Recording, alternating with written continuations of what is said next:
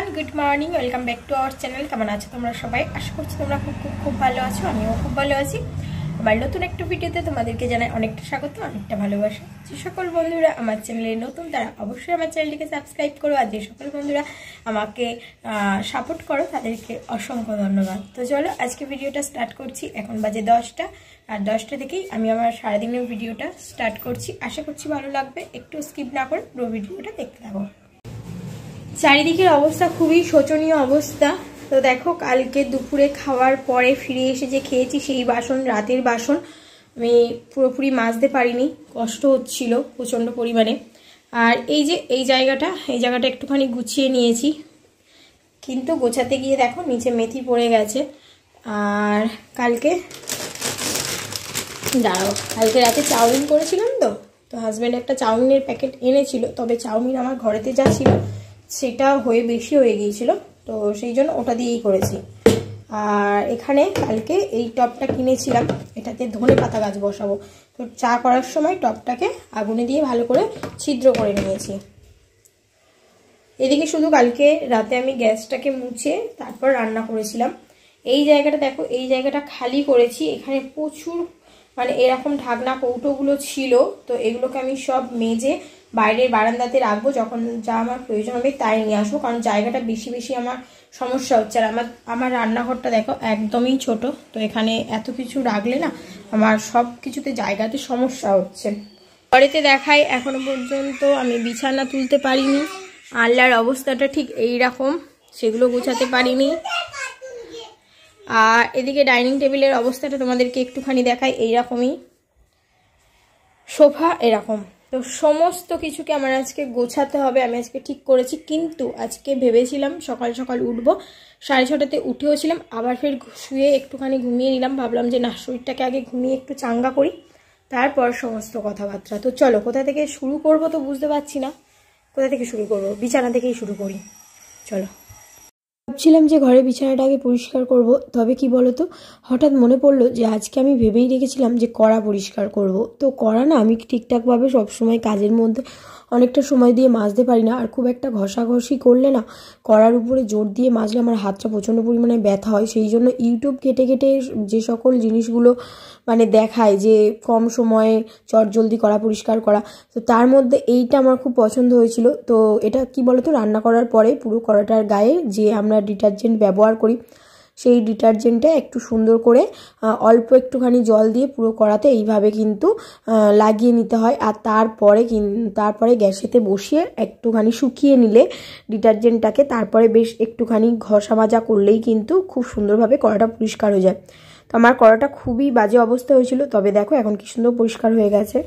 দেখো এখানে কিছুটা মেথি ছড়িয়ে দিয়েছিলাম, তো মেথি গাছ বেরিয়েছে। এর উপরে হালকা হালকা করে একটুখানি মাটি দিয়ে দিচ্ছি। মাটিটা অল্প দিয়েছিলাম, তো একটু হালকা মাটি দিচ্ছি, দেখা যাক কেমন বেরোয়। কালকে যে টবটা এনেছিলাম সেটাতে মাটি আর অল্প একটু কোকোপিট দিয়েছি, দিয়ে একটা মাটি তৈরি করেছি।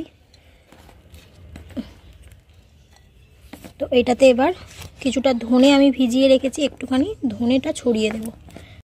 এই দেখো এখানে অল্প একটুখানি ধনে ভিজিয়ে রেখেছি।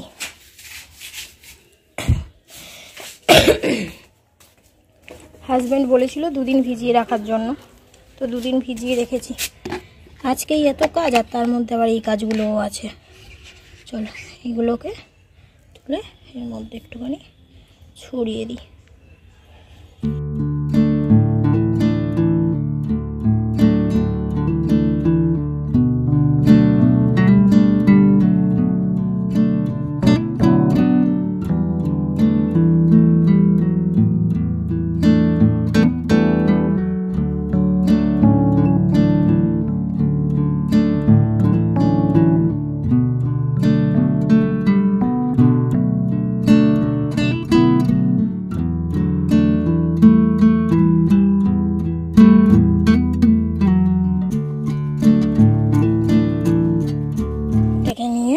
ছাওয়াতে রাখবো।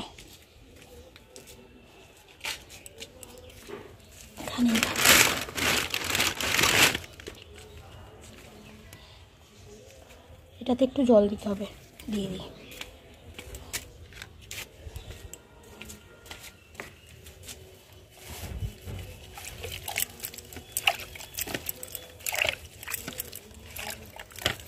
ওদিকে কাজটা সেরে এদিকে চলে এসেছি। এদিকে একটু আলনা থেকে কিছুটা জামা কাপড় নিয়ে নিয়েছি, তো এইগুলোকে একটুখানি ভাঁজ করে আলমারির মধ্যে রেখে দেবো।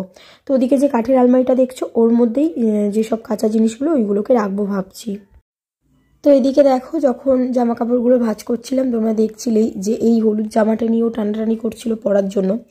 বেশ কিছুক্ষণ বায়নাও চললো। আসলে ও বলছে যে ঘরের মধ্যেই হলুদ জামাটা পরে থাকবে। এখন তো একটু ঠান্ডা পড়েছে, বলো এতটা ঠান্ডার মধ্যে এই হাফহাতা জামাটা কি কখনো পরা যায়? তো ওকে এটা বলে বোঝাতে পারছিলাম না। তো অনেক করে ওকে বলছিলাম যে চলো বাইরে রোদের মধ্যে চলো, তাহলে পরিয়ে দেবো।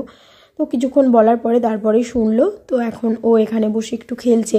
একটু পরে ওকে স্নান করিয়ে দেবো। তো ভাবলাম যে এখন একটু রোদেতে এই ধুলোবালি নিয়ে খেলে নিক, তারপরে হচ্ছে করাবো। আর এখানে দেখো, এখানে তো মানে আমার শ্বশুরবাড়ির এখানে সেইভাবে তো আর ধুলো মাটি পাওয়া যায় না।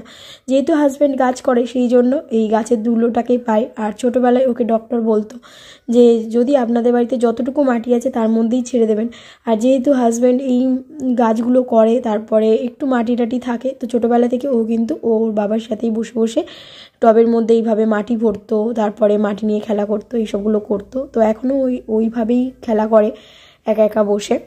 আর এদিকে দেখো একটুখানি বাগানের গাছপালাগুলো তোমাদের সাথে মানে দেখাচ্ছি। তো এই গাছটাতে অনেকগুলো বেগুন হয়েছে, তবে এই বেগুনগুলো আজকেই পেরে নেওয়া হবে। কালকে একটু যাব বাপের বাড়িতে, তো সেই জন্য বললো যে বেগুনগুলো পেরে নিতে, কালকে যাতে মাদের বাড়িতে নিয়ে যেতে পারি সেই জন্য। আর চলো এদিকে একটুখানি বাগানে প্রচুর ফুল হয়েছে, সেই ফুলগুলোকে তোমাদের সাথে একটুখানি দেখাই। আমি তো রোজ দেখি সকালে উঠেই, আমি হাজব্যান্ড যখনই সময় পাই চলে আসি বাগানে।